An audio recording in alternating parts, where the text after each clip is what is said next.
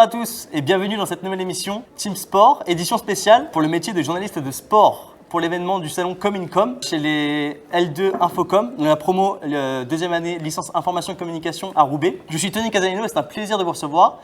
Je suis accompagné de mes chroniqueurs, Axel tout d'abord, Antoine et Victor, Tanguy, bonjour Alexis à tous et Tantelli. Bonjour Tony, bonjour à tous. Bonjour Tony, bonjour tout le monde. Donc aujourd'hui nous nous retrouvons autour de cette table pour vous parler du métier de journaliste de sport, un métier qui nous attire tous, étant donné qu'on aimerait se professionnaliser dans ce domaine plus tard. Pour ce faire, le long de la journée, nous allons faire une émission sur laquelle on présente les différents angles du métier, entre les études, les missions du journaliste, mais aussi les différents médias comme la radio, la télé, mais aussi la presse écrite et la rédaction web. Et enfin, pour finir, nous diffuserons, un petit film dans lequel plusieurs journalistes ont accepté d'intervenir et de répondre à nos questions, c'est-à-dire Frédéric Hermel de RMC Sport, Jean-Marie Bagayoko de TF1, Céline Rousseau de France Télé, Eric Bilderman, Patrick Chassé de l'équipe et encore bien d'autres. Donc restez jusqu'à la fin, nous espérons que cela va vous plaire. Pour commencer, je propose que tout le monde puisse se présenter. Axel. Du coup, je m'appelle Axel Debanne, je suis en licence 2 de communication et en fait j'aimerais être journaliste généraliste, pas sportive, plutôt dans le milieu du féminisme et ou de l'écologie. Et donc voilà, l'année prochaine je vais tenter l'USJ Lille, donc l'école de journalisme. Et donc voilà. Très bien. Et pourquoi tu t'intéresses au milieu du journalisme ? Alors, je ne vais pas préparer la question, mais en fait, le journalisme, je trouve que c'est quelque chose qui englobe vraiment. Il faut être au courant de tout, toujours. J'aime bien suivre l'actualité, il faut être surtout très curieux et très curieuse. Et ça, c'est quelque chose qui me plaît énormément. Et puis, ça permet de dénoncer énormément de choses. Et c'est ça que je veux faire dans le journalisme que j'aimerais pratiquer. D'accord. Ok. Antoine. Alors, moi, c'est un ancien, donc c'est pareil, de la même licence, en deuxième année de licence formation de communication. C'est pareil, j'aimerais donc me spécialiser dans le journalisme sportif plus tard. Pourquoi le journalisme sportif ? D'abord, il y a deux dimensions. Il y a le journalisme, je pense d'abord, avant d'être spécialisé dans le sport, il y a d'abord juste le journalisme, aller recueillir l'information, aller sur le terrain, aller récolter finalement toute cette masse de données et la mettre en forme après, c'est ce qui m'intéresse vraiment. Le sport ensuite, c'est une passion. J'ai été bercé depuis mon adolescence par le football évidemment, mais d'autres sports, les sports auto, le rugby, le tennis et bien d'autres. Aussi par différents types de médias comme la radio, qui est vraiment le média que je préfère. J'aurai l'occasion de vous en parler tout à l'heure. Donc j'aimerais, c'est pareil, comme Axel, faire le J pas cette année. D'abord avoir ma licence en communication, donc faire ma L3 à Lille l'année prochaine, et à l'issue de mon cursus, intégrer le J, donc avec la licence pro journalisme de sport. Très bien. Victor, peux-tu te présenter à ton tour ? Alors moi, petit piège, je ne veux pas faire journaliste. Sportif, je ne veux pas faire journaliste en fait. Moi, j'ai voulu faire ça. C'est quelque chose qui me passionne, le journalisme, mais je ne veux pas en faire mon métier parce que je trouve ça vraiment trop sélectif à mon goût. Je ne me considère pas vraiment pour avoir un talent là-dedans. Donc moi, vraiment, j'ai accompagné les garçons pour ce projet parce que vraiment, comme j'ai dit, je suis passionné par le journalisme. Mais voilà, moi je vais faire de l'événementiel, donc ça n'a rien à voir. Mais toujours dans le monde du sport. Oui, toujours dans le monde du sport, bien sûr. Je suis un passionné de sport, donc là-dessus, pas de souci. Mais voilà, je ne vais pas faire journaliste. Mais les garçons, ça m'a fait plaisir de travailler ça avec vous aujourd'hui. Et voilà, Team Sport, je suis avec eux aussi parce que ça me passionne énormément. Mais voilà. Et puis ouais, c'est une petite émission qui nous permet à notre tour d'avoir une petite expérience, mais en même temps de faire un truc entre potes, entre amis, et ça on kiffe à fond, donc on espère continuer encore longtemps. Tanguy, à ton tour de te présenter ? Voilà, donc moi c'est Tanguy comme on peut le voir juste ici. Donc moi, fan de sport depuis tout petit, je suis vraiment amoureux de tous les sports.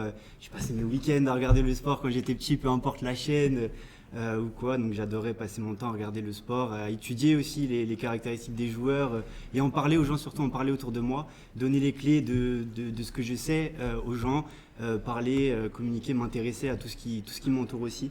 Et donc c'est pour ça que je vais faire journaliste aujourd'hui. J'aurais aimé être sportif de haut niveau avant, mais du coup à défaut d'avoir le talent nécessaire pour être sportif de haut niveau, je me suis posé la question qu'est-ce qui se rapproche le plus de ça. Et au final c'est journaliste sportif et voilà, c'est pour ça que je vais faire ce métier aujourd'hui. Alexis. Alors du coup moi c'est Alexis Fernandez, pareil, du coup je suis avec mes camarades en L2 Infocom et je pense que je suis un peu du même style que Tanguy, c'est-à-dire que j'ai été avant pratiquant de sport, ça a toujours été ma passion. Malheureusement j'avais pas le niveau on va dire pour pour entrer dans le monde du sport professionnel. Donc je me suis dit aussi qu'est-ce qui peut se rapprocher vraiment du sport de haut niveau et être au plus proche de ces grands sportifs-là. Et c'était le journaliste sportif. Et comme j'aime bien parler de sport avec tout le monde, d'ailleurs je saoule ma famille régulièrement avec ça, je me suis dit pourquoi pas essayer, donc voilà. C'est super. Et Tantelli? Alors moi je m'appelle Tantelli 7, moi aussi j'aimerais faire du journalisme sportif. Et si je veux en faire ce métier, c'est parce que je suis passionné par le sport, mais aussi par tout ce qui est information. J'adore m'informer, pas seulement de sport, mais en général j'aime bien m'informer. J'aime bien regarder des journaux télévisés, lire des articles, lire tout média possible. Donc c'est évidemment un métier qui m'attire, et c'est pour ça que l'année prochaine j'ambitionne également d'entrer à l'ESJ, soit via l'école de journalisme normale, soit via la licence du journaliste sportif qui existe à Lille. Tout à fait, une licence, on en reviendra tout à l'heure avec Alexis qui va nous présenter une petite partie sur les études que peut faire un journaliste de sport. Je me présente avant tout. Oui, Comme mes camarades, je suis très intéressé par le journalisme de sport et j'aimerais intégrer la licence journaliste de sport à l'ESJ de Lille, ou du moins intégrer l'école, si ce n'est aussi dans la licence professionnelle de journaliste de proximité. Donc j'ai postulé cette année avec mon compère Tanguy et on espère être rejoint plus tard par mes camarades. Voilà, c'est tout pour le moment. On est tous passionnés de sport, vous l'aurez remarqué. On va pouvoir commencer sur les études d'un journaliste sportif, Alexis. Ouais, du coup, pour parvenir au métier de journaliste, il y a plusieurs chemins possibles. Tout d'abord, il est nécessaire d'avoir un bac. En général, la préférence est pour les bacs généraux. Donc maintenant, il y a une réforme des bacs, mais voilà. Donc il existe beaucoup de solutions différentes pour atteindre le métier de journaliste, comme je disais. Au niveau bac plus 2, il y a des DUT, du coup Infocom, option journalisme, le chemin le plus court pour y arriver. Mais c'est surtout au niveau des bac plus 3 et des bac plus 5 où on peut vraiment atteindre ce métier.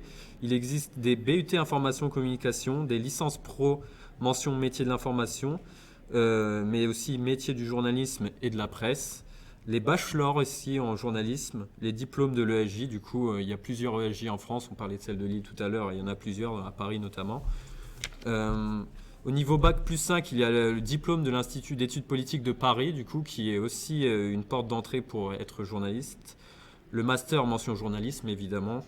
Le diplôme de grand établissement mention journalisme. Les diplômes de l'ESJ, parce qu'il y a aussi des masters du coup à l'ESJ. Il y a des licences, on en parlait tout à l'heure, licence pro notamment, mais pas que, il y a aussi des masters. Les diplômes du centre de formation de journalisme, le CFJ. Les formations du journalisme professionnalisant, le master de journalisme, investigation documentaire et grand reportage.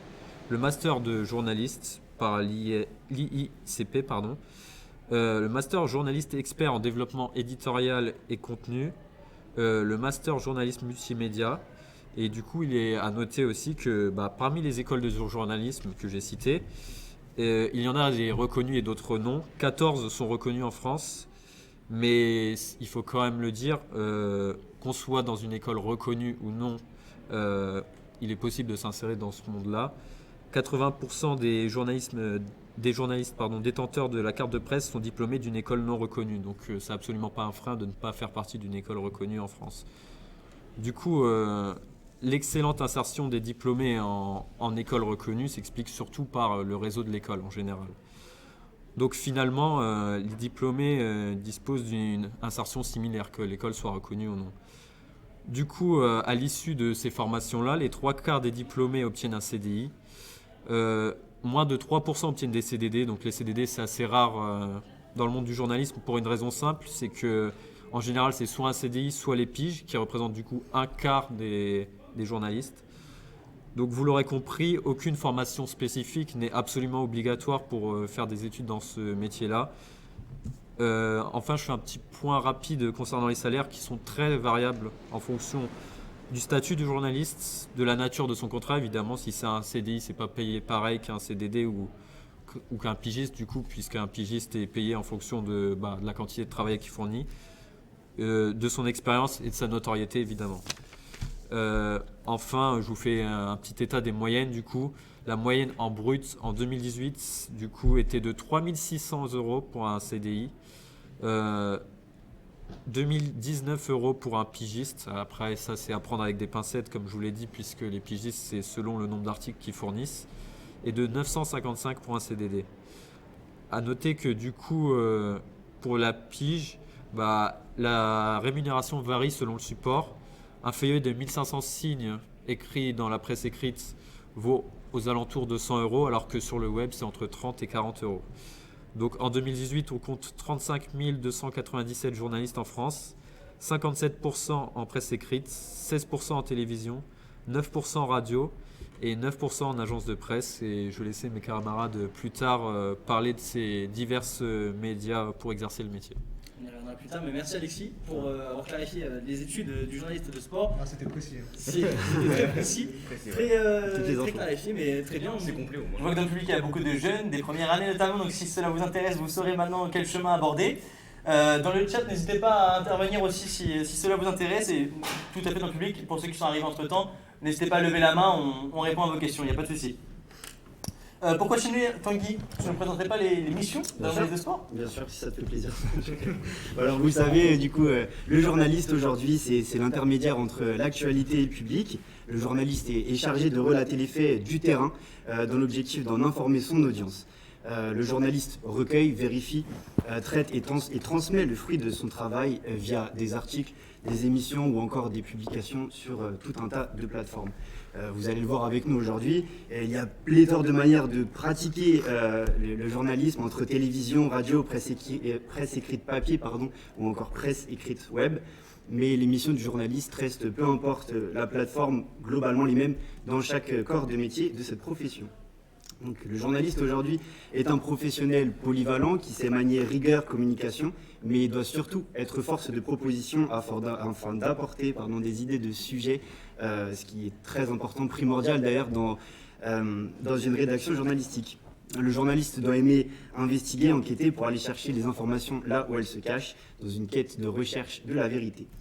Le journaliste peut être amené aussi à se rendre sur le terrain pour relater les faits, que ce soit en zone de guerre ou pour une manifestation des Gilets jaunes par exemple.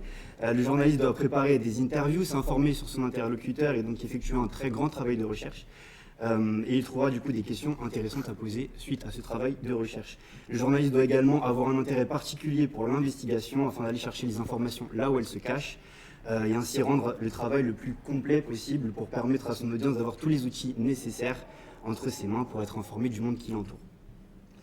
Et plus que toute autre caractéristique, il est primordial pour le journaliste de se forger un carnet d'adresses bien garni et ainsi pouvoir compléter ses sujets avec des intervenants pertinents qui ont du coup un regard analytique sur l'information. Les sources du journaliste sont primordiales pour avoir des informations inédites, avoir du coup la primeur de l'information sur les concurrents. Donc recherche, réactivité et rigueur sont les savoir-faire les plus importants pour exercer le métier de journaliste. Aussi investigateur, rigoureux et curieux du monde qui l'entoure, le journaliste se doit d'avoir un intérêt et une passion sans limite pour le monde qui l'entoure. C'est cette même passion qui va lui donner l'envie, la patience et la motivation nécessaires pour s'investir le plus possible dans sa quête de transmettre l'information partout autour de lui. Donc les médias sont aujourd'hui primordiaux, je pense, dans une démocratie comme la nôtre pour permettre à monsieur et madame tout le monde d'être informés du monde qui l'entoure et du coup aussi pour la nécessité de lutter contre la désinformation, ce qui je pense est très important aujourd'hui. Voilà, très bien. Merci Tanguy, tu l'as dit, la désinformation est très important de lutter contre cela et c'est pour cela qu'on a voulu clarifier les fondamentaux d'un journaliste sportif. Un journaliste sportif peut donc, comme l'ont dit mes collègues précédemment, s'exercer dans différents médias. Pour ce faire, les autres collègues vont vous présenter ces médias. Axel, tout d'abord pour commencer. Alors donc, je vais vous présenter la presse écrite. Alors la presse écrite, c'est le média le plus ancien de ceux que l'on va vous présenter. Elle naît autour du XVIIe siècle, en France en tout cas, avec l'apparition de la Gazette de Théophraste Renaudot en 1631. C'est un hebdomadaire, puis ensuite un quotidien. On a plusieurs types de presse que je vais vous citer. Il y a la presse quotidienne nationale, la presse quotidienne régionale, la presse du 7e jour, la presse magazine, la presse hebdomadaire régionale, la presse professionnelle, étrangère, annuaire et guide, magazine de marque, presse gratuite d'information. Donc dans ces types de presse, on peut notamment vous citer Le Monde, Libération, La Voix du Nord, Le Parisien, etc., qui vous sont sûrement familiers. En termes de journalisme sportif, la presse écrite n'est pas le média dominant dans ce type de journalisme. C'est plutôt des médias comme la télévision ou bien la radio qui sont les plus utilisés, et on va d'ailleurs vous les présenter plus tard. Le sport est un domaine récurrent dans la presse écrite. D'abord, il a été cantonné à des rubriques sportives dans des journaux généralistes. Et ce n'est qu'en 1854 qu'apparaît le premier journal sportif spécialisé, appelé tout simplement Le Sport. Aujourd'hui, on peut notamment citer le journal L'Équipe, qui est une référence dans le domaine. C'est le quotidien sportif national le plus connu dans le journalisme sportif, aussi bien en France qu'en Europe. Sa particularité est qu'il est l'unique support papier d'information sportive généraliste, qui couvre donc tous les sports et toute la France. Il couvre aussi bien le football que l'automobile, en passant par le cyclisme et tout autre de sport. Tout à fait, L'Équipe, grand journal de sport. Petit sondage comme ça dans la salle. Est-ce qu'il y en a beaucoup qui lisent L'Équipe par hasard? 1, 2, 3, 4, ok. Donc oui, il y en a plutôt pas mal. C'est la référence de manière du quotidien sportif en France. Je vois qu'il y a des gens qui commencent à rentrer dans la salle. Ne faites pas aussi rentrer. Vous pouvez vous asseoir si vous Vous voulez. pouvez vous asseoir, Pas de problème. pas de souci. On accepte tout le monde. Évidemment, n'hésitez pas. Nous allons passer ensuite par le média de la radio, présenté par Antoine. Alors justement, donc, la radio, je vous en parlais tout à l'heure, donc c'est un média aujourd'hui qui s'est nettement répandu, hein. C'est un média traditionnel qui s'est développé au XXe siècle. Donc un journaliste en radio informe ses auditeurs à l'oral, donc il doit avoir une bonne aisance à l'oral, une bonne diction, c'est essentiel, une voix qui porte pour tout simplement être compris et se faire comprendre de ceux donc, qui l'écoutent. S'il est animateur, c'est lui qui donc, élabore le fil conducteur, comme tu l'as fait aujourd'hui, Tony. Mais il faut savoir que, évidemment, celui qui élabore son fil conducteur le fait avec son équipe. C'est-à-dire que moi, lorsqu'on anime les émissions de Team Sport en général, c'est moi qui présente, mais évidemment, je concerte tout le monde pour tout simplement que l'émission soit bien calibrée et qu'elle puisse être dynamique. Tu te considères comme un journaliste aujourd'hui, Antoine? Donc chroniqueur ou animateur, le temps est compté. De plus, le journaliste radio doit s'adapter à d'éventuelles urgences, donc l'imprévu, doit faire face à l'imprévu et transmettre les informations qu'il peut recevoir d'un moment à l'autre. Donc pour capter son public, le journaliste doit, donc, je l'ai dit, bien posséder une voix et avoir une élocution parfaite. Donc pour résumer, le journaliste doit être dynamique, travailler dans l'urgence, capter l'attention d'un public et aussi savoir gérer le stress, parce que évidemment le stress c'est important. Aujourd'hui, finalement, un journaliste qui est stressé en radio ou en télé, parce que c'est des médias où le direct vraiment, il y a vraiment le direct est très important, donc on ne peut pas se permettre de faire des fautes, de dire des informations, de mauvaises informations. Il faut être précis dans ce qu'on dit et aussi avoir une bonne connaissance des outils son, vidéo et informatique. Évidemment, le journaliste ne peut pas se permettre juste d'arriver avec sa fiche, de parler dans un micro. Il faut connaître quelques informations, enfin quelques outils pratiques pour bien réussir. Les horaires sont flexibles aussi, selon les missions occupées par le journaliste, et le salaire est variable, c'est-à-dire qu'en début de carrière, le journaliste en radio peut gagner entre 1500 et 2500 euros bruts, mais évidemment c'est très variable, selon que vous travaillez à France Bleu Nord, donc dans une radio régionale, ou RTL ou RMC qui sont des radios nationales, évidemment le salaire sera bien différent.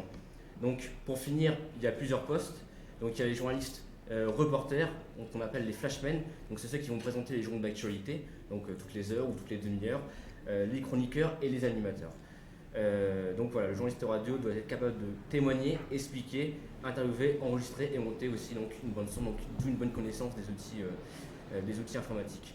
Et je préciserai aussi que donc moi, en ce qui me concerne par rapport au sport, j'écoute par moment des émissions, vous connaissez peut-être ceux qui suivent donc les émissions comme l'After Foot sur RMC. J'ai aussi été bercé par les émissions sur RTL, On refait le match tous les samedis, avec une émission que j'aime beaucoup. Donc voilà, différents types d'émissions sur le sport. Voilà. L'Afterfoot, merci Antoine. L'Afterfoot qui est une référence parmi les radios françaises, les émissions de radio françaises, pardon. Un chroniqueur de l'Afterfoot que nous retrouverons tout à l'heure dans notre petit film, si vous restez jusqu'à la fin, qui s'appelle Frédéric Hermel et qui a accepté de répondre à nos questions et qui a étudié ici à Infocom pour ceux qui ne savaient pas. Sans oublier aussi notre invité qui passera tout à l'heure, Tao Koubrin. Voilà, j'en profite pour faire un petit débrief de la journée aussi, ce qui nous attend. Victor, tu continues avec la télé ? Ouais, je peux continuer, ouais. Bon, c'est à peu près la même chose, essentiellement qu'Antoine, donc j'essaie pas de me répéter. Donc, moi j'ai parlé donc, du journalisme de TV, donc c'est celui que vous connaissez sûrement le mieux. Un journaliste TV, qu'est-ce qu'il va faire? Il va rechercher l'information, il va la sélectionner, il va vérifier, la recouper et enfin la mettre en forme. Comme eux, il doit veiller à ne pas déformer les propos ou les informations qu'il transmet. Le journaliste télé doit proposer à ses auditeurs une information rapide et souvent dans les contraintes du direct, qui exige donc une bonne connaissance des outils de son et de vidéo, ou même d'informatique. Il faut être très rapide et très réactif. La rédaction d'une chaîne de télé se compose d'une majorité de reporters, de professionnels de terrain et enfin de journalistes de station qui font régulièrement le point sur l'actualité. À la télé, le reporter prépare des sujets pour le JT ou pour des émissions et réalise aussi des reportages et des interviews. Il écrit ses commentaires et les lit devant la caméra quand il a fini. Enfin, le présentateur de TV écrit les lancements de ses sujets et les lit sur un prompteur. Il s'agit en général d'un journaliste qui est confirmé, mais ce métier dépend surtout des aléas de l'anonymat. Pour ce qui est des salaires, c'est sensiblement pareil qu'en radio, ça dépend vraiment des chaînes de télé pour lesquelles vous travaillez. D'accord, merci.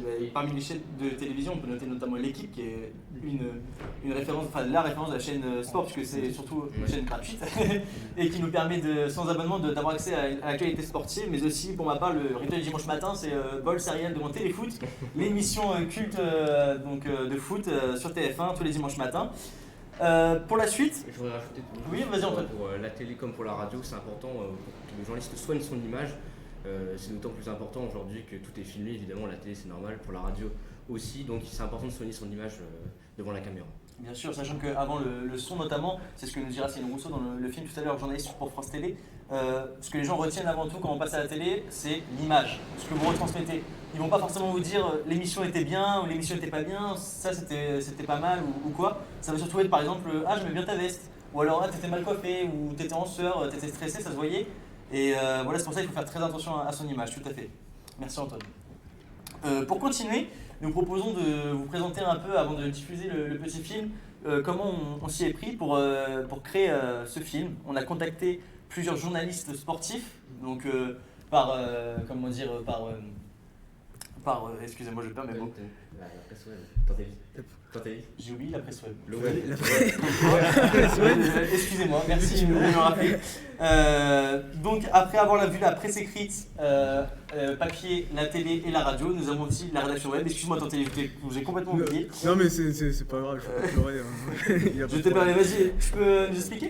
Oui, alors maintenant, si vous le voulez bien, je vais vous en parler d'un type de journalisme qui est peut-être un peu moins connu du grand public que la télé ou la radio, mais qui est tout aussi important. Il s'agit du journalisme web ou Internet. Alors, qu'est-ce qu'il fait, le journaliste Internet ? Son travail est de publier des articles et divers contenus sur Internet via un site qui peut être soit une rédaction, un blog ou un forum. La particularité de ce type de journalisme, c'est que le rédacteur peut intervenir en temps réel sur un événement qui vient tout juste de se produire. Et il peut intervenir alors soit en écrivant une brève, c'est-à-dire un article court de quelques lignes et précis sur ce qui vient de se passer, soit en faisant une mise à jour d'un article qu'il aurait écrit précédemment. Et de plus, un article rédigé sur Internet implique la possibilité aux lecteurs de commenter cet article et d'y ajouter leurs impressions, leurs observations ou leurs critiques. Et ce qui expose donc le journaliste directement à la critique, ce qui est assez différent donc d'un journaliste télé qui ne reçoit pas directement les critiques envers lui. Mais c'est aussi une bonne chose parce que ça permet aussi aux journalistes de communiquer et de discuter avec d'autres personnes de manière plus facile. Et donc pour faire ce métier, ce qui est important, c'est d'avoir d'excellentes capacités rédactionnelles, d'avoir évidemment une très bonne grammaire, un très bon orthographe, et aussi éventuellement des capacités de photographie ou de montage. Tout ça, ça peut servir. Mais bon, je parle, j'explique, mais le mieux, c'est évidemment du concret. Et en tant que concret, en parlant de concret, je peux évoquer l'édico du sport. Et si j'évoque l'édico du sport, je peux évidemment évoquer trois personnes qui sont impliquées directement ici. Je parle d'Antoine, de Tony et de Tanguy. Vous êtes rédacteur chez Édico du sport. Alors, je vais vous poser quelques questions pour que vous puissiez expliquer à tout le monde ce que c'est. Déjà, première question. Est-ce que vous pouvez présenter Édico du sport ? Qu'est-ce que c'est ? Bien sûr. Comme vous voulez. Comme vous voulez, d'accord, oui. Dico du sport, du coup, c'est comme on en parle depuis tout à l'heure, c'est un média de presse écrite qui a été créé, il me semble, en 2016 par deux personnes qui s'appellent Nicolas Jacquemart. Nicolas Jacquemart est le président, comment on peut dire, PDG. le PDG, voilà, le PDG du Coup du sport. De la rédaction. Et du coup, nous, on a rejoint ça. Moi, c'est depuis novembre 2020 que je suis rédacteur dans Dico du sport. Tony et Antoine nous ont rejoints du coup courant d'année Antoine 2021. te rejoint avant. Moi, je suis arrivé février, donc au début d'année, j'ai fait que 5 articles. J'ai eu le temps de faire que 5 articles. Je suis arrivé il y a 2 mois dans la rédaction, donc c'est vraiment tout récent pour ma part.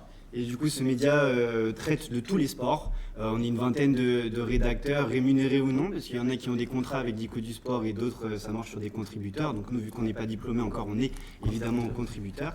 Et c'est un média du coup qui touche de toutes les actualités. Ces 20 rédacteurs-là sont répartis sur tous les sports. On n'a pas réellement d'obligation d'écriture, mais on écrit du coup sur les articles qui nous plaisent, sur les événements qu'on a envie de partager. Et c'est comme ça du coup que Dico du sport se fait sa place aujourd'hui dans le monde de la presse écrite, avec environ aujourd'hui 2 millions de pages vues mensuelles. Donc ce qui est un résultat qui commence à être assez conséquent sur le web. Ça commence à monter, surtout pour toi qui as connu le début de l'ascension. Quand j'ai commencé avant, on était à 800 000, 1 million de pages vues par mois, et là du coup ça a doublé en un an et demi. Donc c'est déjà très intéressant aussi de voir comment ça évolue, et mine de rien la presse écrite c'est quand même c'est très développé quand même aujourd'hui avec internet. On a aussi l'habitude de regarder la télé, mais la presse écrite aussi ça reste un moyen de s'informer assez rapidement quand on le veut, où on veut, et c'est pour ça que la presse écrite marche, je pense, aujourd'hui. Tout à fait. Mais comme tu as dit, ça a été doublé par 2 les lectures. C'est un peu comme Petit Sport, on a le double de viewers par rapport à la première émission. Ouais. Oui, C'est vrai. C'est vrai. Vous en avez 800 000 Toi, t'as dit que tu avais d'autres questions? Oui, bien sûr, j'ai d'autres questions. À quelle fréquence vous écrivez vos articles? Et est-ce que vous avez est-ce que vous avez des quotas à respecter? Moi, ce qui me concerne, j'essaie d'écrire le plus régulièrement possible. Donc, ça peut parfois, quand j'ai vraiment que ça à faire, si je puis dire, ça peut être toutes les semaines, ça peut être plusieurs articles par semaine même. Moi, maintenant, parce que c'est compliqué, il y a les études, il y a d'autres choses à côté, d'autres activités. Donc là, ça fait 3 semaines que j'ai pas écrit, par exemple. Mais ça varie. On essaie quand même d'écrire régulièrement, plusieurs fois par mois, pour quand même qu'il y ait une certaine continuité et qu'on ne se laisse pas finalement, comment je pourrais dire ça, qu'on se laisse un petit peu entraîner dans une dynamique où on n'écrirait plus par exemple depuis 1 ou 2 mois. Il faut quand même s'investir régulièrement.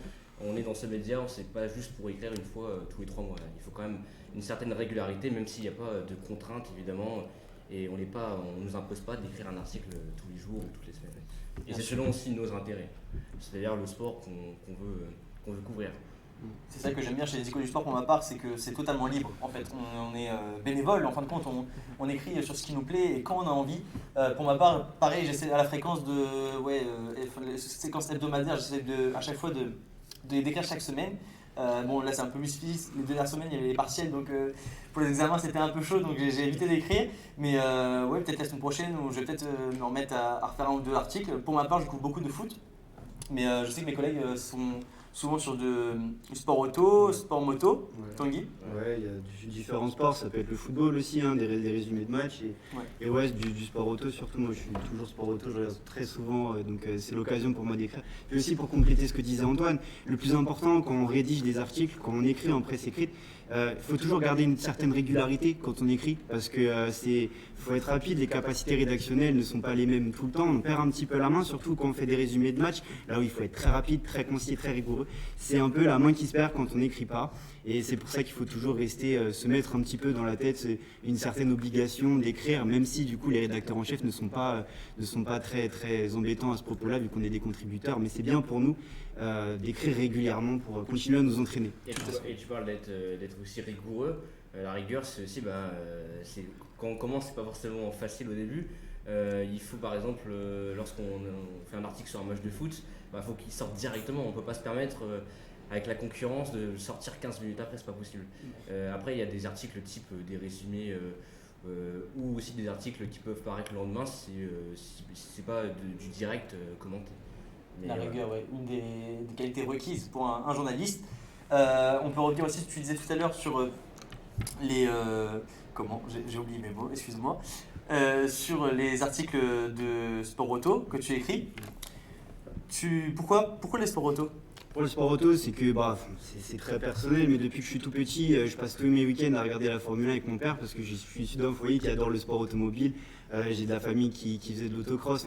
Le sport automobile, c'est un milieu qu'on apprécie beaucoup dans ma famille et j'ai gardé ça. J'ai gardé ça. Aujourd'hui, je ne peux pas rater un Grand Prix de Formule 1, je ne peux pas rater un Grand Prix de moto. Et du coup, c'est pour ça que je me mets à écrire des papiers, des résumés et aussi des papiers analytiques où j'aime bien peut-être aussi un peu expliquer les tendances actuelles, quel pilote va être en forme, quel pilote ne va pas l'être, quand un pilote est blessé ou est absent, quand est-ce qu'il va revenir, qu'est-ce qui va se passer pour lui. Et voilà, je suis très intéressé par les sports automobiles, mais après bien sûr il n'y a pas que ça dans le sport, donc il faut rester aussi ouvert à tous les sports évidemment. Et c'est ce que j'aime bien aussi chez Dico du Sport, c'est qu'on traite des sports qui ne sont pas forcément mis en avant sur d'autres, comme le biathlon par exemple, qui est beaucoup mis en avant sur le Dico du Sport. Les sportifs enduro en termes de biathlon. Ouais. Alors peut-être pas devant l'équipe, mais on n'est pas loin. Le cyclisme aussi. En termes de référencement, c'est quand même très.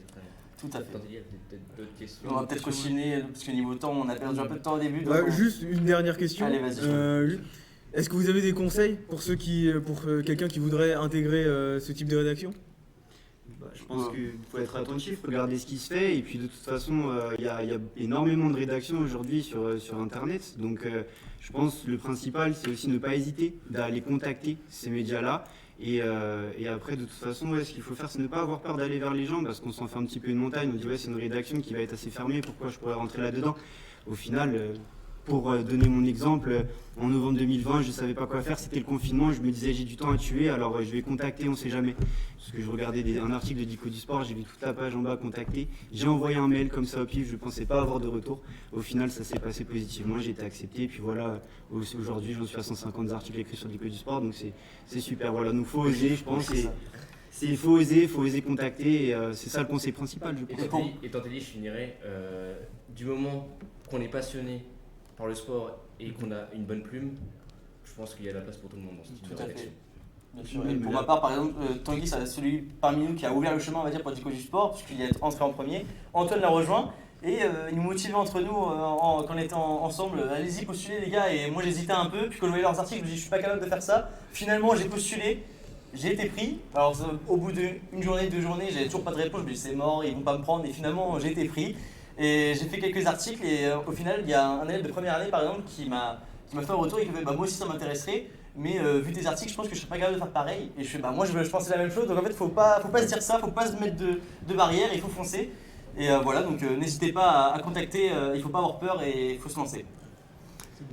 Si vous avez des questions, n'hésitez pas, une question là-bas. Maxime. Comment vous avez fait pour rejoindre? C'est juste vous avez envoyé un mail comme ça Comment on a fait pour, je répète la question pour comment on a fait pour rejoindre la rédaction Dico du Sport? Alors ouais, tout à fait, on a pu contacter, c'est un journal pardon qui fait une rédaction qui est composée de bénévoles surtout, donc tu postules, tu envoies un mail, sur leur site internet il y a une page pour les contacter, on peut même devenir rédacteur, tu envoies un CV, une lettre de motivation et après ils te répondent en te demandant un article test. Sur le sujet de ton choix, moi par exemple pour ma part c'était du MMA, j'avais couvert le match Cyril Gane contre Francis Ngannou. Et c'est passé, et voilà, après, selon ton écriture, ils évaluent tout ça, et après, t'es pris, ils te rajoutent dans un groupe où il y a tous les journalistes, on écrit entre nous, il y a une bonne ambiance aussi dans cette rédaction. Et puis après, quand tu es dispo et qu'il y a un événement sportif qui t'intéresse, si personne n'est dessus, tu peux le couvrir. Et d'ailleurs, tu vas le voir, on a interrogé, donc il sera dans le film, le rédacteur en chef de Dico du Sport, c'est ça, Florent Sterman, qui donc, on va le voir juste après. Ce film justement, qu'on va pouvoir diffuser, qu'on attend tous depuis tout à l'heure, on a eu un petit peu de retard, excusez-nous, en début d'émission. On va vous le diffuser en direct sur la chaîne et on va vous le mettre ici pour les gens présents au salon. Et on fera un petit débrief à la fin de l'émission, en fin de journée. Bon visionnage. Bon visionnage à vous tous. Rebonjour à tous, on se retrouve après cette petite pause et ce petit film qui, espérons, vous aura plu. Vous avez pu voir les nombreux intervenants qui ont accepté de répondre à nos questions. Et nous en avons un autre qui a accepté de venir en direct avec nous dans nos locaux. Théo Courbrin, bonjour. Bonjour à tous. Bonjour à tous, alors on va faire le même principe que la vidéo, c'est-à-dire on va t'interroger sur sur ta carrière, sur ton parcours professionnel et scolaire avant tout, et tes projets, et ton travail. Donc pour commencer, est-ce que tu pourrais te présenter s'il te plaît? Alors moi c'est Théo Courbrin, j'ai 26 ans et je suis journaliste freelance spécialisé dans le domaine sportif. même si je ne fais pas que ça. Et ma principale activité, c'est être correspondant pour le groupe Canal+ dans les Hauts-de-France. D'accord.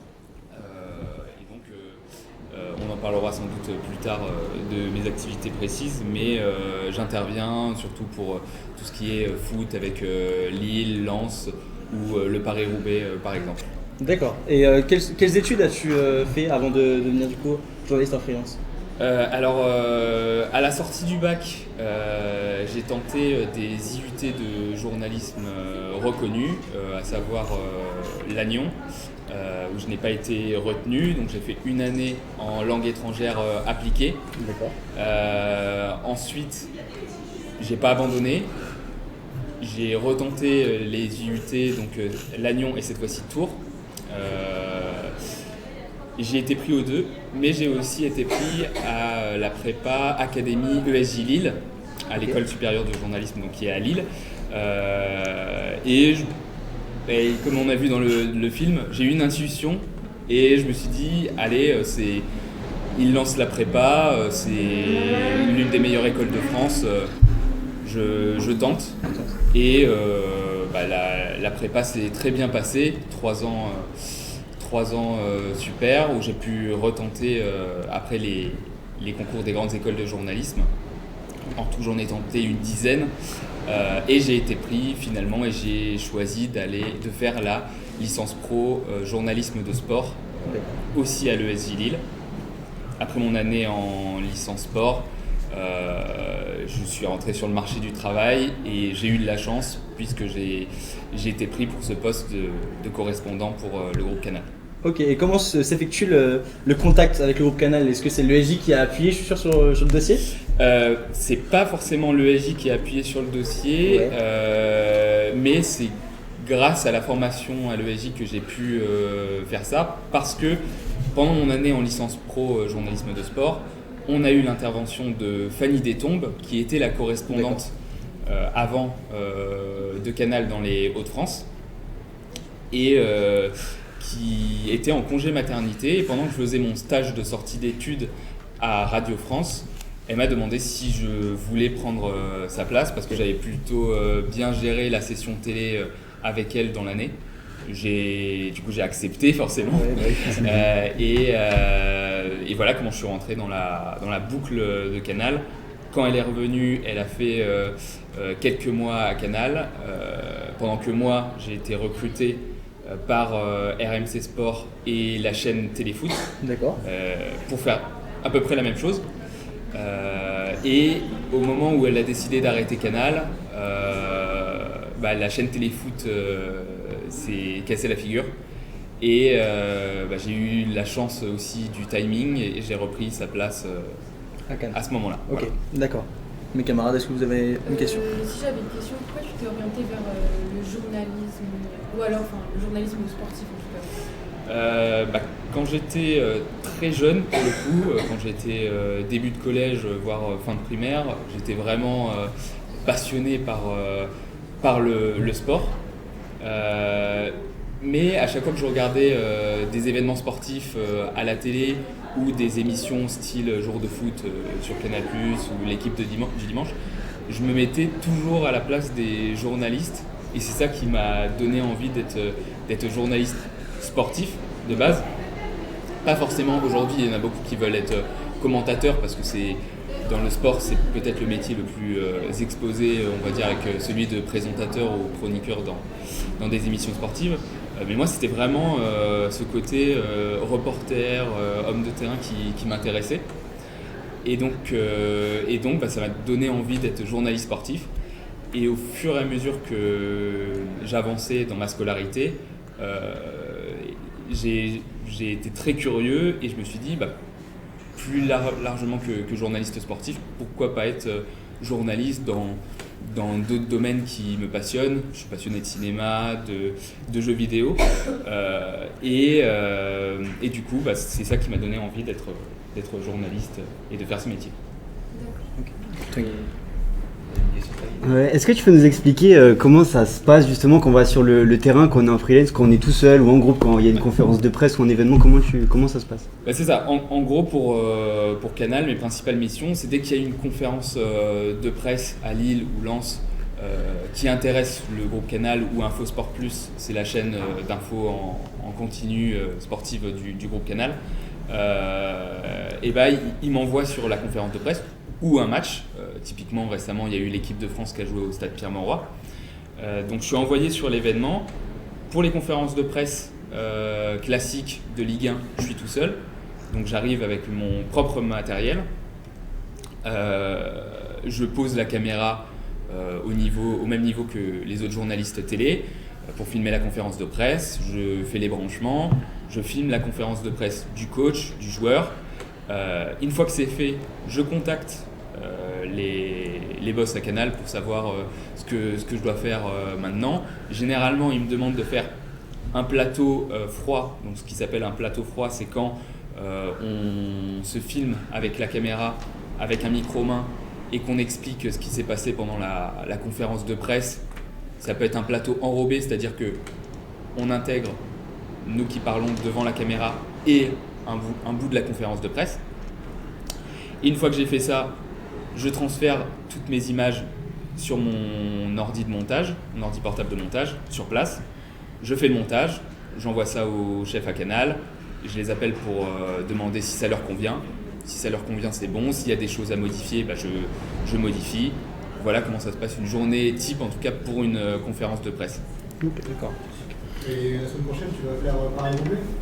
Alors, on m'a proposé, malheureusement, vu que je suis journaliste freelance, j'ai aussi d'autres expériences et donc d'autres obligations. Et la semaine prochaine, malheureusement, je suis trop pris. Je ne pourrais même pas aller sur les conférences de presse de Lille, du derby, Lille-Lens. Donc du coup, j'aurais pu y aller. J'y suis allé l'année dernière. Mais cette année, non, ça ne sera pas pour moi. Et est-ce que tu pourrais bien expliquer, excuse-moi Antoine, tu reprends juste après. Est-ce que tu pourrais bien expliquer pour les gens qui nous regardent sur Twitch et dans la salle le rôle d'un journaliste freelance? Ah oui. Freelance, c'est aussi journaliste pigiste. Ouais. C'est-à-dire qu'on n'est pas accordé avec une rédaction. C'est ça. On n'est pas en CDD ou en CDI dans une rédaction. En CDD longue durée, j'entends bien, parce que les piges, ce sont des missions qui sont très courtes, donc d'une durée d'1 jour. Par exemple, à Canal, ce que je fais, c'est à chaque fois que je suis envoyé à une mission, je dois signer un CDD d'1 jour, ce qu'ils appellent une pige, et compléter tout ce que je dois faire pour cette pige. Et ça a des avantages et des inconvénients d'être pigiste. L'avantage, c'est que je suis totalement libre et je ne suis pas totalement dépendant à Canal. Je peux bosser pour d'autres médias concurrents, d'autres médias style médias web, médias radio, etc. Je suis totalement libre. Aussi, vu que je suis freelance, je ne suis pas obligé d'aller à Paris, typiquement, vu que je suis correspondant dans la région des Hauts-de-France. Le tarif horaire est plus élevé que quelqu'un qui est en contrat. Et ça, c'est normal parce que quelqu'un qui est en pige travaille moins de jours que quelqu'un qui est en contrat. Les inconvénients, c'est que vu que je ne suis pas rattaché à un média en particulier, du jour au lendemain, Canal peut ne plus m'appeler. Il n'y a j'ai pas signé quelque chose qui me dit je dois faire tant de piges cette année. Du jour au lendemain, ils peuvent ne plus me rappeler. Admettons que j'ai foiré complètement plusieurs reportages d'affilée. Ils peuvent cesser de me contacter pour des piges. Donc c'est assez précaire, le métier de pigiste. Mais voilà, les avantages et inconvénients. Et je crois que j'ai rien oublié. S'il y a d'autres choses qui me viennent, ça marche. Franchement, j'allais dire, mais je pense que tu as répondu à la question. Donc les horaires doivent être très variables. Du coup, il n'y a pas de. C'est bien. Oui. Tout à fait. En gros, vu que j'ai plusieurs circuits de pige importants, je dois un peu naviguer et essayer de composer un planning qui me correspond. Et l'autre inconvénient d'être freelance, c'est que pendant une longue période, on peut ne pas avoir des piges, mais par contre, du jour au lendemain, on peut avoir 3 piges le même jour qui viennent de différents employeurs. Et là, il faut faire un choix. Et quand on commence dans ce métier de journaliste pigiste ou freelance, ça peut être compliqué parce que c'est dur de dire non à quelqu'un. Parce que si tu dis non à un employeur et que c'est ta première pige, il va être un peu frileux à l'idée de te rappeler. Forcément. Donc, faut un peu de chance à ce niveau-là. Faut être intelligent dans les choix, ouvrir un dialogue avec les potentiels employeurs. Enfin voilà, c'est un autre inconvénient. S'adapter aux circonstances. Pardon ? S'adapter aux circonstances. Oui, c'est ça. Il faut être très très flexible quand on est pigiste, ça c'est sûr. Alors moi j'ai une question un petit peu plus philosophique pour vous. Pour vous, c'est quoi être journaliste ? C'est quoi ? C'est-à-dire si le vous métier devez, si vous devez donner une définition ou... Punaise, j'ai l'impression que c'est une question de concours. Désolé, je suis désolé, hein, c'est pas moi. Généralement, je bosse ça avant. Désolé, ne cherchez pas à vous mettre mal à l'aise. C'est très vaste. Alors, si je me rappelle bien ce que je disais souvent, un journaliste, c'est quelqu'un qui doit fournir des informations, avoir des sources vérifiées, ou plusieurs sources. La meilleure source étant d'être sur place soi-même. Là, c'est la meilleure des sources, c'est d'être directement confronté avec les acteurs d'une actualité. Voilà, pour produire cette information et la diffuser sur plusieurs canaux. Donc, vous avez déjà dû en parler. Donc, il y a les différents types de médias, radio, presse écrite, télé, web et les nouveaux médias aussi, par exemple Twitch ou le streaming. Il y a aussi le média de la photo qu'on oublie, le photojournalisme qu'on oublie souvent. Mais voilà ma définition de journaliste. Et il y a aussi je me rappelle les moments où je révisais cette question pour les oraux. Il y a aussi un autre élément que là j'ai oublié, très important. Si ça me revient, je vous le dirai. Mais voilà en gros ce qu'est un journaliste pour moi. Merci. Ouais, j'avais une autre question du coup. Vous avez dit que vous avez fait que vous êtes journaliste freelance, du coup vous faites des conférences de presse, vous couvrez des événements. Est-ce que ça vous arrive des fois de faire d'autres événements qui n'ont rien à voir avec le sport ? Bien sûr. Donc aujourd'hui mes 3 principaux circuits de pige, je pense. C'est-à-dire que si j'en perds 2, je peux toujours vivre du métier. C'est donc le groupe Canal, jeuxvideo.com. Je suis journaliste freelance pour le site d'actu jeuxvideo.com, où je m'occupe essentiellement des jeux de sport. Par exemple, aujourd'hui, j'ai dû sortir une news un peu preview du jeu eFootball 2022 sur le site. Donc ça, typiquement, si c'est un rapport avec le sport parce que je suis spécialisé des jeux de sport, mais c'est pas le jeu vidéo, c'est pas non plus le sport, quoi. Pour moi, c'est deux choses que je distingue. Et le 3e circuit de pige, là pour le coup, c'est pas c'est pas exactement du sport ou du jeu vidéo, c'est de l'enseignement où je suis journaliste formateur pour l'ESJ Lille dans différentes filières, que ce soit l'académie ESJ, la télépréparation au concours de journaliste de sport, et de l'éducation aux médias, c'est-à-dire que on va dans des collèges, des lycées, des centres sociaux pour présenter le métier de journaliste ou de journaliste sportif. D'accord. Et quelles sont selon toi, vas-y. Quelles sont selon toi les qualités requises du coup pour un journaliste freelance du coup, puisqu'il fait à la fois du journalisme mais aussi du montage, il s'occupe de toute la partie montage derrière. Voilà, c'est la principale qualité, c'est d'être polyvalent, forcément, surtout vu de l'évolution du métier. Le métier évolue très rapidement, surtout dans le journalisme audiovisuel. Donc être polyvalent, c'est souvent quelque chose que je mettais dans mes lettres de motivation pour entrer dans les écoles de journalisme ou faire un stage. Être polyvalent dans les médias, donc savoir faire de la radio, de la télé, de la presse écrite, du web. Être polyvalent dans dans les supports, être polyvalent aussi dans les thèmes. Journaliste de sport, un journaliste de sport est avant tout un journaliste et donc doit savoir gérer à peu près tous les sujets et domaines d'actualité, bien sûr. Donc oui, journaliste freelance, pour moi la qualité numéro 1 c'est la polyvalence et aussi s'adapter, comme tu disais, s'adapter aux employeurs, aux demandes des employeurs et être flexible dans l'emploi du temps, essayer d'être malin. Par exemple, quand on est journaliste de sport dans la région des Hauts-de-France, on ne va pas prendre des vacances alors qu'il y a un gros match qui se profile ou l'équipe de France. Voilà, c'est des petites méthodes à avoir. Donc être flexible, être polyvalent et voilà, pour moi c'est les 2 qualités principales pour être journaliste freelance. Okay. Du coup, moi j'avais une question aussi, vous parliez de votre situation de pigiste, est-ce que c'est par choix ou par opportunité ?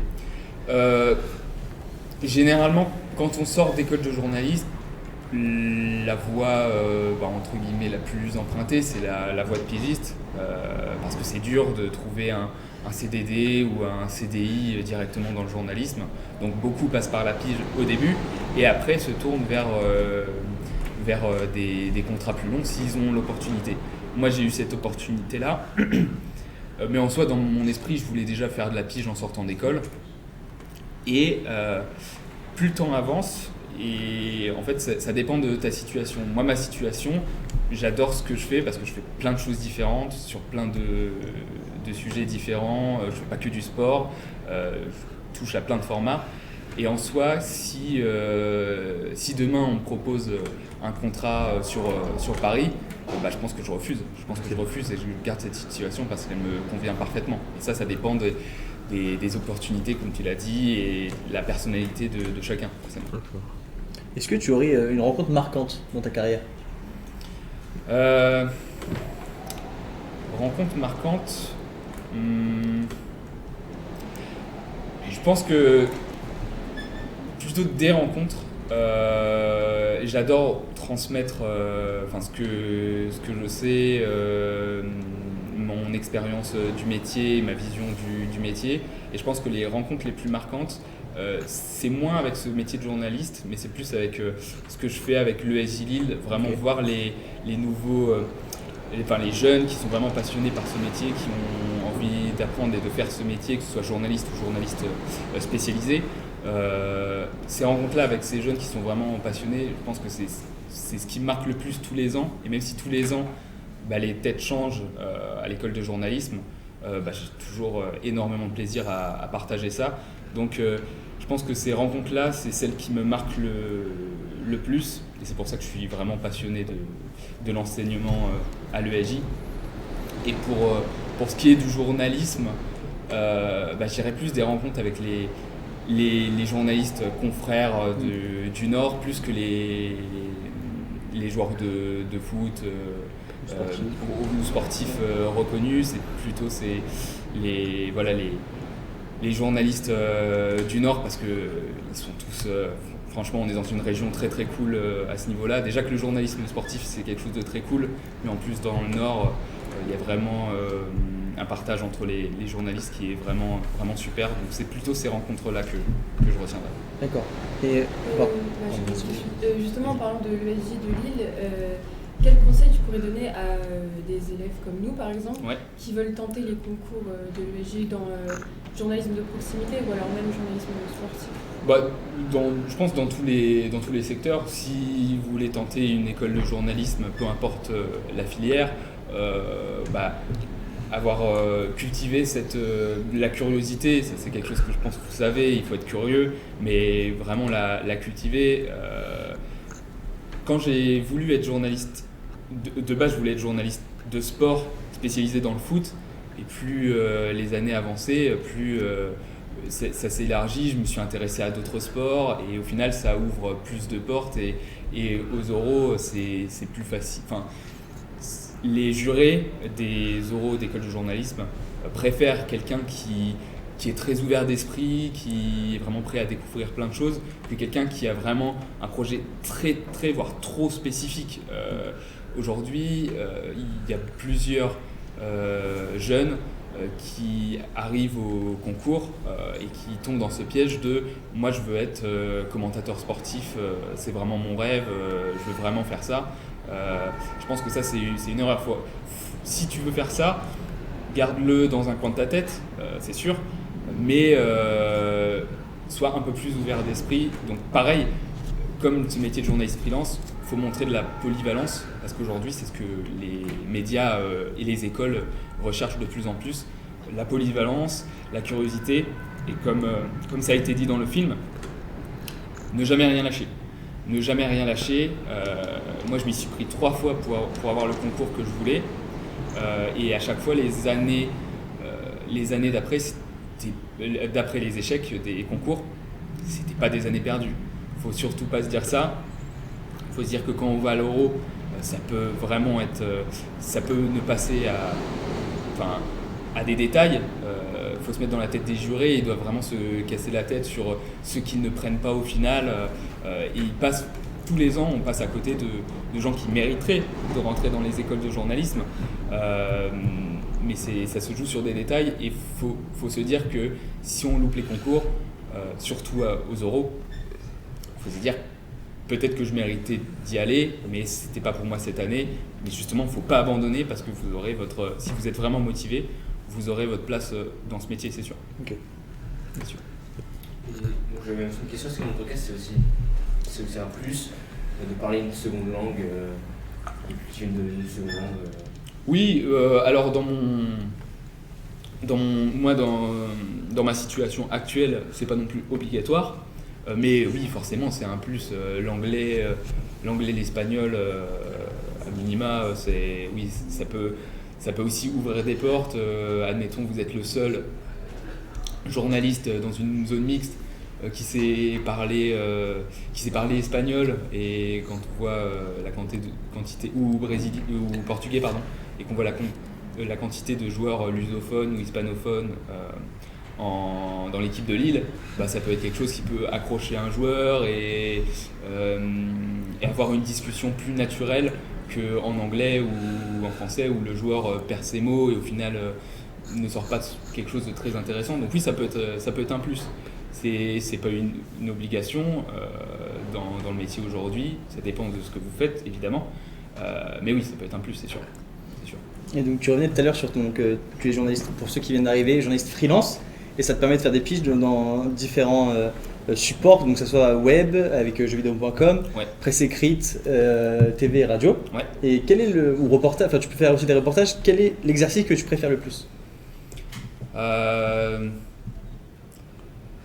Je pense que j'ai aussi une autre activité que je fais à côté, j'en ai pas parlé, mais je gère dans les Hauts-de-France l'association AESA France, et en gros je suis chef de projet des Hauts-de-France, et en gros on propose des commentaires en audio description pour les aveugles et déficients visuels dans le stade Pierre-Mauroy pour tout événement sportif. Et on a déjà fait des live Twitch pour les Jeux Olympiques, et commenter, c'est le rêve pour beaucoup, mais en vrai c'est vraiment quelque chose qui est passionnant, quoi. C'est du direct, on se prend au jeu. Je pense que c'est mon exercice préféré, même s'il je veux vraiment le préciser ici. Être commentateur sportif, c'est quelque chose réservé à un pourcentage très faible des journalistes de sport, et il faut surtout pas s'enfermer là-dedans. Mais c'est quand même ce que je préfère faire aujourd'hui, ça c'est sûr. Okay. Quand vous préparez un plateau froid, donc devant la caméra, un plateau froid, pour expliquer rapidement, c'est quand on parle face caméra avec le micro, donc quand on se filme en train de parler. Comment est-ce qu'on prépare ça? Est-ce que c'est avec de l'improvisation ou est-ce qu'on prépare son texte? Je vais ajouter quelque chose. Plateau froid aussi, je ne l'ai pas précisé tout à l'heure. Plateau froid, c'est que c'est pas en direct, c'est qu'on s'enregistre, donc on a tout le temps de faire plusieurs prises. On peut faire un plateau direct aussi, j'en ai déjà fait. Plateau froid, en gros, on écrit son texte. Donc il y a plusieurs écoles. Il y a soit ceux qui écrivent vraiment tout, mais là, il ne faut pas tomber dans le piège de trop lire son texte, que le texte soit trop lu. Ou d'autres qui mettent des bullet points sur un papier. Ok, je vais dire ça. Et après, quand ils se lancent sur le plateau froid, il dit pas forcément mot pour mot, il change à chaque fois sa version, mais la forme n'est pas la même, mais le fond doit être le même à chaque fois. Moi, je suis plutôt de l'école de ceux qui écrivent tous leurs textes, qui se le mettent en tête, mais qui après, pendant le plateau froid, évitent de lire. Et j'ai une petite technique, c'est que je colle mon texte sous la caméra, et comme ça, si jamais lors d'une prise, je me loupe, je relis vite fait, hop, j'en refais une, etc. Et au début, mes plateaux froids, ça prenait énormément de temps parce qu'on veut que ce soit vraiment parfait, nickel. Mais avec l'expérience, ça c'est vraiment le plateau. Je pense que c'est quelque chose que tu progresses en faisant, en pratiquant. Je connais personne qui a été excellent sur les plateaux en 1 heure. C'est vraiment quelque chose qu'il faut pratiquer. On pratique dans les écoles de journalisme justement. Quoique moi, j'avais pas beaucoup pratiqué mon année en licence pro. Et donc quand j'ai été lancé là-dedans, j'avais pas peur, mais j'avais cette petite appréhension. Et c'est pour ça que les premières fois que j'ai fait des plateaux froids, c'était très long. Je restais des plombs dans les centres d'entraînement de Lille ou de Lens pour que ce soit vraiment parfait et donner un truc parfait à Canal. Maintenant, quand je vois mes premiers plateaux, j'ai honte de moi. Mais ça, c'est normal. Et là, aujourd'hui, j'ai vraiment la méthodo. Je sais comment bien écrire un plateau pour pas se perdre dans des chiffres, aller au plus court, au plus synthétique et rendre quelque chose de vraiment clair pour le spectateur. Et après, je tourne et maintenant, la majeure partie du temps, mes plateaux sont validés dès le premier envoi par Canal. Et pour en direct, du coup, comment ça se passait pareil ? Direct, là, il y a un peu plus d'impro. Ouais. Il y a un peu plus d'impro forcément. Parce que pour l'exemple d'Infosport, admettons, il y a un gros événement style l'équipe de France. Un journaliste, il peut faire un plateau à 17h en direct, 17h, 18h, 19h, 20h, 20h30 juste avant le match. Le match, il est tranquille. Et après match, 23h, 23h15, plus faire un plateau froid pour la matinale. Il y a beaucoup de plateaux. Donc là, la technique du j'écris tout mon texte est moins conseillée. Faut vraiment plus avoir son texte en tête parce que, admettons, pendant le direct, tu as un trou de mémoire et tu perds le fil de ce que tu as appris par cœur, et tu peux être vite largué. Donc il faut vraiment apprendre à fond le fond justement, et après la forme c'est un peu de l'impro, quoi. Et justement, pour rebondir là-dessus, comment on gère le stress dans ces moments-là ?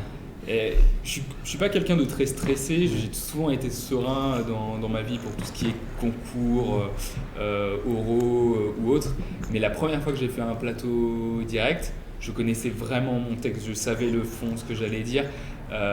Et pour le premier direct, trou noir. Total. Trou noir total. Je commence bien mon plateau, mais au milieu du plateau, j'ai un trou noir alors que j'avais répété des dizaines de fois avant. Donc là, tu sens la pression un peu monter, mais j'ai réussi à rebondir sur mes pattes, bien finir le plateau. Le premier plateau était clairement pas le meilleur du coup, mais le deuxième était vraiment nickel 1 heure après, le troisième était bien. Après, c'est ça qui est bien quand on fait plusieurs plateaux, il faut dire le premier peut-être que tu le loupes, mais après tu as d'autres occasions de te rattraper. Canal, ils vont pas dire bon, le plateau était cata, on te reprend plus, désolé. Donc voilà, mais oui, là, c'est quelque chose qui peut être dur à gérer. En tout cas, le plateau direct, tout à l'heure vous m'avez posé la question sur ce que je préférais faire le plus. Le plateau direct, je pense que c'est ce que je déteste le plus dans le métier. D'accord. Et quels sont tes projets futurs, ce qu'on peut te souhaiter pour la suite ? Pour la suite, que ça continue comme ça. J'ai beaucoup de boulot avec tous mes circuits de pige. J'ai envie que le projet d'audio-description, là au LOSC, on essaye de le développer encore plus avec l'école de journalisme de Lille. Mais pour le reste, non, que ça continue, ça me va très bien. Super, merci beaucoup. Je vous invite dans le chat à poser des questions, si vous en avez, et puis dans la salle évidemment, si jamais vous avez quelques questions à poser à Monsieur Tao Coubrin qui est juste ici. Non ? Très bien, bah merci beaucoup en tout cas d'avoir accepté notre invitation, Ouais, ça nous a fait merci super pour ça. plaisir d'avoir partagé ton expérience et puis bah on espère se retrouver plus tard en tant que confrères tous ensemble. Ouais, on espère un petit jour. On croise la porte. Merci, c'est gentil. C'est gentil. Nous, Dès cette année, postulé cette année tous les deux pour la licence journaliste de sport et journaliste de proximité pour essayer d'avoir plus de chances d'être pris à Oui, l'ESJ. parce que il y a plusieurs voies pour être journaliste, mais la meilleure, ça reste quand même une école de journalisme reconnue. Donc c'est bien de tenter la première fois. Après, si ça passe pas, bah, j'imagine que vous retenterez. Bien sûr. Et je vous encourage à le faire. Mais oui, si vous avez une petite opportunité comme ça, il faut la saisir, c'est sûr. Il y a une question ? Oui. D'ailleurs, du coup, pour les concours, tout ça, on a le droit à combien de tentatives en fait? Ah, de mémoire, je suis pas sûr qu'il y a des écoles qui mettent une limite. Il y a pas de limite. Il peut y avoir une limite d'âge pour certaines écoles, il me semble. Et encore, je suis pas sûr. Mais au niveau des tentatives. Il me semble que l'ESJ c'est autant de fois que. Ouais. De ce que je sais, la licence sport de l'ESJ par exemple, vous pouvez tenter autant de fois que possible. Apparemment, il y a même certaines personnes qui ont rejoint la licence après 4 tentatives. Donc moi j'ai rejoint après 3 tentatives la licence sport et aujourd'hui il y en a qui ont été pris, qui ont tenté 4 ou 5 fois je crois. Donc oui, c'est... Après, ce qui est bien dans cette licence, c'est qu'elle est très sélective, mais elle permet du coup en un an d'apprendre le métier et à la fin de... Ah oui, en un an, c'est vraiment très dense, cette formation est vraiment très dense à l'ESJ, vu qu'on bosse la semaine, théorie et pratique, beaucoup de pratique la semaine, et tous les week-ends, c'est pratique, on est envoyé sur un événement sportif, en reportage, et on travaille. Donc oui, c'est très dense, à la fin de l'année, t'es un peu cramé par rapport au master où eux, ils ont 2 ans, dont une année pour choisir quelle spécialité ils prennent. Là, c'est vraiment très dense, mais quand tu sors, t'as vraiment des billes pour tous les pans du journalisme. En plus, je vois que l'école t'aide à trouver un stage C'est ça, il y a 2 stages obligatoires. Dans la plupart des formations en journalisme, généralement, il y a au moins un stage obligatoire par an. Pour la plupart des écoles, le premier, ça doit être en presse locale, si je dis pas de bêtises. Et le deuxième, ça dépend des partenariats et où tu veux aller, de la spécialité que tu fais. Pour le sport, oui, c'est 2 médias sportifs, pas forcément locaux, mais c'est bien de passer par la presse locale, même si elle est spécialisée. Et dans ce cas-là, est-ce qu'il y a une utilité de continuer, enfin après avoir fait une licence professionnelle, est-ce qu'il y a un intérêt du coup de continuer sur un master derrière? Non, et puis même si vous montez un master et que vous dites j'ai fait une licence pro, ils vous prendront pas. Bah non, le principe de la licence professionnelle, c'est justement d'intégrer, d'entrer sur le marché du travail directement après. Après, j'en ai connu qui, inversement, ont fait un IUT, par exemple à Cannes, à Lannion ou à Tours, quand c'était encore un IUT, et qui ont fait la licence pro journalisme de sport. Ça peut arriver parce que les licences pro proximité sport, c'est quelque chose où on se spécialise beaucoup. Donc faire un IUT avant, c'est quelque chose de possible, par exemple. Ok. Très bien. Merci beaucoup en tout cas d'avoir accepté notre invitation, ça nous fait super plaisir. Ce fut très enrichissant pour nous. Ouais, clairement, et puis on va garder les traces de souvenirs. Pour nous, ça va nous... Ça va être super. Ça va être super. Merci beaucoup. Merci à vous. Bonne journée à tous. Merci à tous de nous avoir suivis. Et puis à bientôt sur Team Sport. Et merci à ceux qui étaient présents aujourd'hui. C'est coupé ?